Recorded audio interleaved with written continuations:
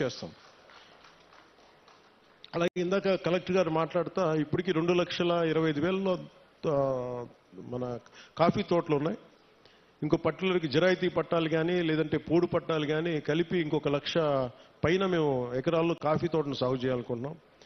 దీనికి కాఫీ తోటలు పెంచాలంటే ఎత్తైన చెట్లు వృక్షాలు కావాలి. అందుకని ప్రత్యేకించి అలాంటి వృక్షాలు పెంచాల్సిన చోట దాన్ని ఈ మనకి ఉద్యానాలని పెంచే దాంట్లో జాతీయ ఉపాధి హామీ పథకానికి ఆ పథకం దీని కింద వర్తిస్తుందా అని అడుగుతారు. ఖచ్చితంగా దాన్ని పరిశీలించి ఇక్కడ అంటే నా భయం ఏంటంటే ఒకటి సిల్వర్ ఓక్ ఎప్పుడు కూడా వల్నరబుల్ టు ఫారెస్ట్ ఫైర్స్, అంటే ఎక్కువ మంటలు రగుల్చుకునే అవకాశం ఎక్కువ ఉంటుంది. అది స్థానికమైన చెట్టు కాదు. సో ఇప్పుడు వేసేసాం కాబట్టి మనం ఏం చేయలేం. కానీ భవిష్యత్తులోని కలెక్టర్ గారికి కూడా మన పంచాయతీరాజ్ శాఖ ప్రిన్సిపల్ సెక్రటరీ గారికి కూడా అలాగే ఇక్కడ ఉన్న ఫారెస్ట్ అధికారులకు కూడా మీరు సిల్వర్ ఓక్ వేసేటప్పుడు దానికి ఆల్టర్నేట్ దయచేసి కొత్తగా ఫాస్ట్గా తొందరగా ఎదిగా ఏవో ఆలోచించండి. ఖచ్చితంగా 1,00,000 ఎకరాలు కాఫీ సాగు ఉంటే కాఫీ బోర్డు నిర్ణయించుకుంటే ఖచ్చితంగా దాన్ని మరింత ఆదాయం పెరుగుద్ది, మరింత మనకి యువతకి ఉపాధి అవకాశాలు ఉంటాయి. దీన్ని దృష్టిలో పెట్టుకొని పర్యావరణానికి, ఎందుకంటే ఎసిడిక్ ఎక్కువైపోద్ది, మన ఎసిడిక్ సాయిల్లో ఎసిడిటీ పెరిగిపోద్ది ఈ సిల్వర్ ఓక్ వేస్తే. అది మన నేటివ్ ప్లాంట్ కాదు. అందుకనే పనస కానీ మామిడి కానీ ఇంకా తొందరగా ఎదిగే మొక్కలు ఏమున్నాయి, వీటన్నిటి వృక్షాలు ఏమున్నాయి, వీటిని దృష్టిలో పెట్టుకొని ఖచ్చితంగా కలెక్టర్ గారు అడిగిన ఈ ప్రతిపాదన ముందుకు తీసుకెళ్తాం. ఖచ్చితంగా 1,00,000 ఎకరాల్లో కాఫీ తోటని ముఖ్యమంత్రి గారు తెలియజేశారు. ఖచ్చితంగా దీన్ని సాధిస్తామని మీ అందరికీ తెలియజేసుకుంటాం.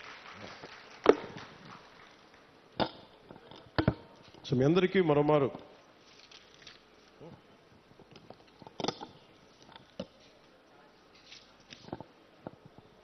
ఇంకా చేస్తారు. ఇంకా బస్తర్లోనూ ఇక్కడంతా ఇంకా మనకి చిల్లంగి అని చేస్తారంట. ఎప్పుడు చిన్నప్పుడు ఇప్పుడు నేను తులసి నవలు చదివాను. కానీ బస్తర్ నుంచి దార్కా వచ్చాడు, కాద్రా వచ్చాడు. నవల్స్లో బాగుంటుంది. కానీ నిజంగా అంటే ఎందుకో ప్రత్యేకించి పోలీస్ శాఖ అధికారులు నా దృష్టికి తీసుకొచ్చారు. ఎస్పీ గారు నా దృష్టికి తీసుకొచ్చారు. ఎస్పీ గారు, డిఎస్పీ గారు ఇద్దరు.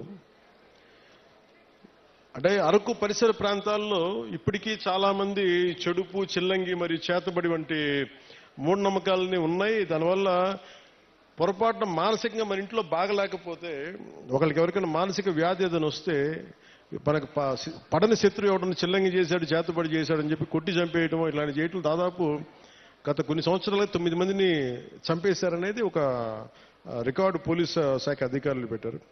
సో వారి విజ్ఞాపన, వారి విన్నపం ఏంటంటే ఎట్టి పరిస్థితుల్లో మీరు దయచేసి దీని అలా ఆ మూఢనమ్మకాల వైపు వెళ్ళకండి. ఏదైనా బాగలేకపోతే ఎందుకు బాగలేదు అని దృష్టిలో పెట్టుకొని అట్లా ఆలోచించమని. అందుకని దీనికోసం ప్రత్యేకించి వికాస్ అనే ఒక కార్యక్రమం ప్రారంభించారు. ఈ పై విషయాలన్నింటినీ అంటే దీనికి గల కారణాలను పరిశీలిస్తే మూఢనమ్మకాలని మనకి ఇంట్లో వాళ్ళకి బాగలేకపోతే చేతబడి చేశాడు, చిల్లంగి చేశాడు అవన్నీ సినిమాల్లో బాగుంటాయి, నవల్స్లో బాగుంటాయి. నిజానికి మన మనసుకు మించింది ఏం లేదు. అంటే మీ మైండ్ చెడు మంచి అనేది ఏంటంటే ఒకడు పోవాలని కోరుకుంటున్నా అదే చెడు, అంతే, అదే చేతబడి. అందుకే ఇలా కాకుండా మీరు ఆలోచించాల్సింది ఎవడు మన గురించి ఎంత చెడు చేద్దాం అనుకున్నా మనం యాక్సెప్ట్ చేస్తే